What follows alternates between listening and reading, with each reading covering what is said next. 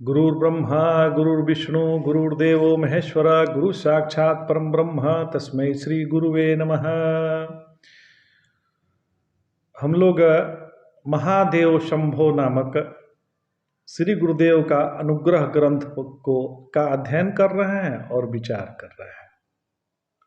तो महादेव का तो विवाह लगभग पक्का हो गया था, तो उसका मुहूर्त भी निकालने की आवश्यकता थी। तो इस हेतु भगवान श्री विष्णु पुनः ब्रह्मलोक पधारे। उन्होंने पितामह के सामने प्रस्ताव रखा कि शिव सती विवाह हेतु कोई शुभ मुहूर्त निकाला जाए। और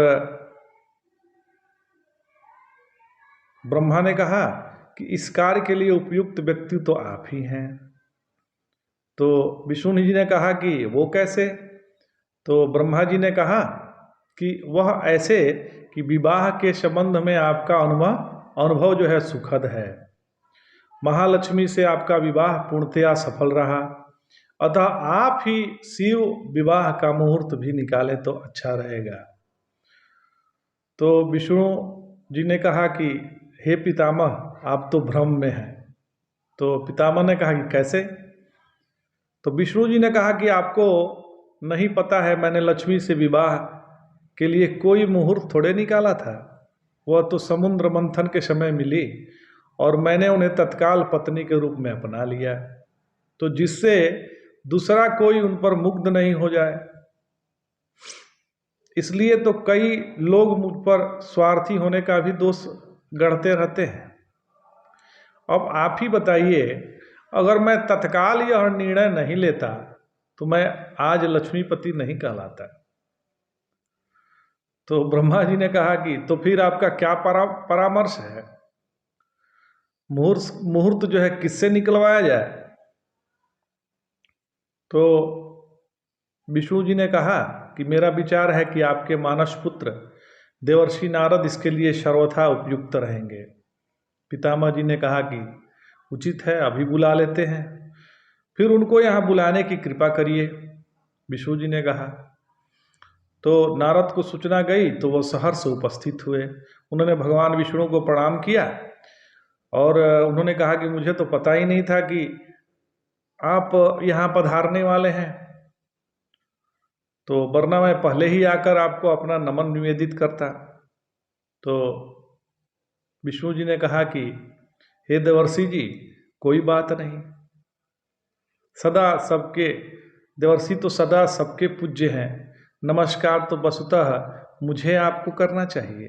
आप देवर्षि के अतिरिक्त पितामह के पुत्र जो हैं, विष्णु ने कहा। तो नारद जी बोले कि आप मुझे व्यर्थ कांटों में घसीट रहे हैं। आप तो सृष्टि पालक होने के कारण देवताओं, मनुष्यों, यक्ष, किन्नर, गंधर्वों आदि द्वारा सभी के द्वारा पूज्य हैं। ऋषि, महर्षि, राजर्षि, देवर्षि सभी को आप सब तो आप ही की आराधना करते हैं। तो नारद बोले, ऐसा नारद ने कहा। फिर विष्णु जी ने कहा कि आपसे बातों से तो जीत पाना बड़ा मुश्किल है। यही नहीं अच्छा, यह नहीं जानना चाहेंगे कि आपको यहाँ पर क्यों बुलाया गया? तो नारद जी ने कहा कि स्पष्ट है कि आपके आगमन के फलस्वरूप पिता ने यह उचित नहीं समझा होगा कि आप चले जाएं और मैं आपके दर्शन भी नहीं कर पाऊं, इसलिए बुलाए होंगे। तो पितामह ने कहा कि नहीं, ऐसी कोई बात नहीं है। तो नारद जी ने कहा तो बताइए क्या आदेश है? तो ब्रह्मा ने विष्णु को संबोधित करते हुए कहा कि आप नारद को अपना उनका करणी बता दीजिए, आप ही कहेंगे तो उचित होगा। तो विष्णु जी ने कहा कि मैं तो बता दूं, किंतु पितामह यह क्यों समझते हैं कि उनके कहने पर देवर्षि वह नहीं करेंगे जिसकी उनसे उपेक्षा है? तो ब्रह्मा जी ने कहा कि नारद तो मेरे पुत्र हैं, अतः मैं आपसे अधिक उनको जानता हूँ। साथ ही यह भी बात है कि वो जितना आपको जानते हैं उतना वो मुझको नहीं जानते। तो विष्णु जी ने विस्मित होकर पूछा कि आपके ऐसा सोचने का आधार क्या है? तो ब्रह्मा जी ने कहा कि इसमें प्रमाण की आवश्यकता क्या है? आपको भी पता है कि वे वीणा पर सदा नारायण नारायण का ज्ञान करते रहते हैं। तो विष्णु जी ने कहा, यह तो आपने सही कहा, इसे नकारना किसके लिए संभव है? तो पितामह ने कहा कि तो फिर विलंब किस बात की? तो विष्णु जी ने कहा कि नारद जी, पितामह चाहते हैं कि विवाह का मुहूर्त आप ही निकालें। तो नारद जी ने आश्चर्य से कहा कि मैं कब विवाह करने जा रहा हूं? तो विष्णु जी ने कहा कि आपके विवाह की बात नहीं हो रही है। तो फिर? तो उन्होंने कहा कि आपको नहीं पता कि किसका विवाह होने जा रहा है? तो नारद उड़ गए, कहा कि नहीं। तो विष्णु जी ने कहा भला यही संभव है? तो नारद अपनी ही मुद्रा में बोले कि नारायण क्षमा करें, विश्व ब्रह्मांड में आए दिन न जाने कितने विवाह होते रहते हैं, मैं कैसे जानूं कि आप लोग किसके विवाह की बात कर रहे हैं? तो विष्णु जी ने कहा कि मैं बताऊं? तो नारद जी ने कहा कि आपकी कृपा, बता दे तो अच्छा रहेगा। तो विष्णु जी ने कहा कि जिसके संबंध में सूचना देने आप मेरे पास पहुंचे थे, उन्हीं की विवाह की जो है विवाह का दिन वगैरह देखने के लिए आपको बोला गया है। तो तो नारद जी ने कहा कि अच्छा, सदाशिव का विवाह, ओहो हम तो भूल ही गए थे। तो विष्णु जी ने कहा कि आपने ठीक समझा। तो नारद जी बोले कि लेकिन आप लोगों ने मुझे गलत समझा। तो विष्णु जी ने कहा कि आपका तात्पर्य? तो आप अच्छी तरह जानते हैं कि मैं शिव विवाह का मुहूर्त कदापि नहीं निकाल सकता। तो विष्णु जी ने कहा कि आखिर क्यों? तो नारद जी उदासीन होकर बोले, क्योंकि यह विवाह आप दोनों के षड्यंत्र का फल है और मैं इस षड्यंत्र का घोर विरोधी हूं। तो विष्णु जी ने कहा कि अर्थात आप शिव विवाह के विरोधी हैं? तो नारद जी ने कहा कि मैंने सोचा आपने अब तक अपने विचार को बदल दिया होगा। जब बात अंतिम रूप ले चुकी तो शायद आप इसे स्वीकार कर चुके होंगे। नारायण।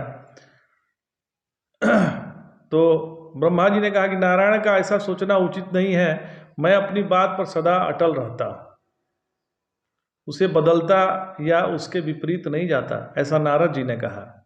विष्णु चुपचाप सुन रहे थे। तो नारद जी बोले कि क्षमा करेंगे यदि मेरे कथन से आपको कष्ट पहुंचा हो, मेरा कुछ ऐसा उद्देश्य नहीं था, लेकिन अपनी मान्यताओं के कारण ऐसा कहने और करने को मैं बाध्य हूं। तो विष्णु जी ने कहा कि नहीं, मुझे आपसे कोई शिकायत नहीं है, आप मेरे प्रसिद्ध भक्तों में एक हैं और भक्तों का मान रखना भी मेरा ही दायित्व है। यदि पितामह को स्वीकार्य हो तो अब आप यहाँ से जा सकते हैं। क्यों पितामह, आपको कुछ कहना है? तो नारद ने कहा कि अब आपने ही अपना पराजय स्वीकार कर ली। तो मैं अपने ही ब्रह्मा जी ने कहा कि नारद जी विष्णु जी से कि हे विष्णु जी, अब आपने ही पराजय स्वीकार कर ली, तो अब मैं क्या कह सकता हूँ? मैंने तो पहले ही आपसे कह दिया था कि मेरी बात नारद के समझ में चलने की नहीं, और वह पिता के रूप में मेरा सम्मान अवश्य करता है पर चलता है अपने ही मन से। तो नारद, अब आप चाहो तो अंतःपुर में जाकर आराम कर सकते हो, ब्रह्मा ने विष्णु को संबोधित करने के पश्चात नारद से कहा। तो जैसे नारद ने कहा जैसी आप लोगों की इच्छा, फिर दोनों को प्रणाम करके वहां से वो खिसक लिए। अब विष्णु ने पूछा कि पितामह जी अब क्या होगा? तो ब्रह्मा जी ने कहा कि मेरी समझ में तो कुछ नहीं आ रहा है। तो विष्णु जी ने कहा किसी और देव को इस हेतु कहा जाए? तो ब्रह्मा जी ने कहा कि मुझे यह उचित नहीं लगता, जब बात तीनों देव की है तो किसी अन्य देवता से मुहूर्त निकलवाने की बात हास्यास्पद होगी। तो विष्णु जी ने कहा कि आपका कथन तो सत्य है, उचित है, तो क्या स्वयं सदाशिव से अनुरोध किया जाए कि वे अपने विवाह का मुहूर्त निकाले? तो ब्रह्मा जी ने कहा कि आपकी दृष्टि से ऐसा करना उचित होगा क्या? तो विष्णु जी ने कहा कि आप क्या समझते हैं? फिर ब्रह्मा जी ने कहा कि मैं नहीं समझता कि सदाशिव को इस हेतु कहना उचित होगा। तो फिर क्या करना चाहिए? तो पितामह बोले कि एक बात मेरे मस्तिष्क में आती है। तो विष्णु जी ने कहा कि क्या?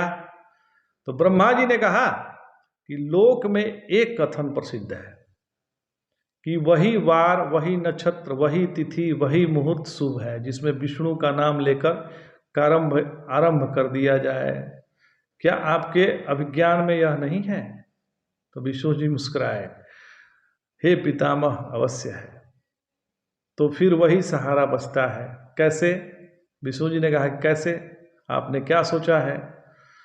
तो आपको भी पता है कि शुभस्य शीघ्रम, कार्य जितना शीघ्र संपादित हो जाए उतना ही अच्छा है। हम 1 सप्ताह के पश्चात विवाह का समय निश्चित कर लेते हैं और मुहूर्त आदि का कोई झंझट नहीं। शिव और सती दोनों को सूचित कर देंगे कि वे आपका नाम लेकर विवाह वेदी पर बैठ जाएं। और क्या यह मेरा सोचना गलत है? ब्रह्मा जी ने कहा। तो विष्णु जी ने कहा कि अब आपके निर्णय में बाधा बनने के लिए मैं कौन हूँ? आप जैसा उचित समझे वही करें। तो ब्रह्मा जी ने बोला कि ठीक है, आज के 7वें दिन शिव सती का विवाह संपन्न होगा। तो विष्णु ने पूछा कि लोगों को निमंत्रित करने का दायित्व कौन लेगा? तो ब्रह्मा जी ने कहा कि स्पष्ट है, दक्ष प्रजापति जिसकी पुत्री का विवाह संपन्न होना है। आपको तो अलग से किसी निमंत्रण की आवश्यकता नहीं है। तो विष्णु जी ने कहा कि मुझे क्यों निमंत्रण चाहिए? शिव विवाह तो हम ही दोनों की योजना है और मैं बारात में सम्मिलित होने समय से पहुंच जाऊंगा। अब मुझे लौटने का आदेश दें। आशा है दक्ष प्रजापति बारातियों केवल निमंत्रण ही नहीं देंगे, उनके स्वागत का पूरा प्रबंध भी करेंगे, जिससे कोई यह नहीं कहे कि एक योगी ने से अपनी पुत्री को बंधने के कारण उन्होंने कोई मित्र व्ययिता की। तो ऐसा नहीं होगा।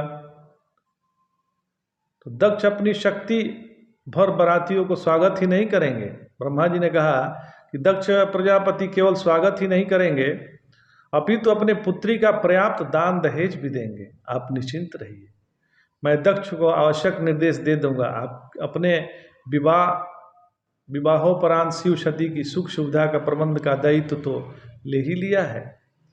हाँ, तो विष्णु जी ने कहा कि हाँ, मेरा दायित्व तो मुझे पता है। विश्वकर्मा एक ही रात्रि में जैसा महल हमने सोचे हैं खड़े कर देंगे और मैं अपने कथनानुसार इन महलों को सदा सभी प्रकार के सुख सुविधाओं से संपन्न रहने की व्यवस्था सुनिश्चित कर दूंगा।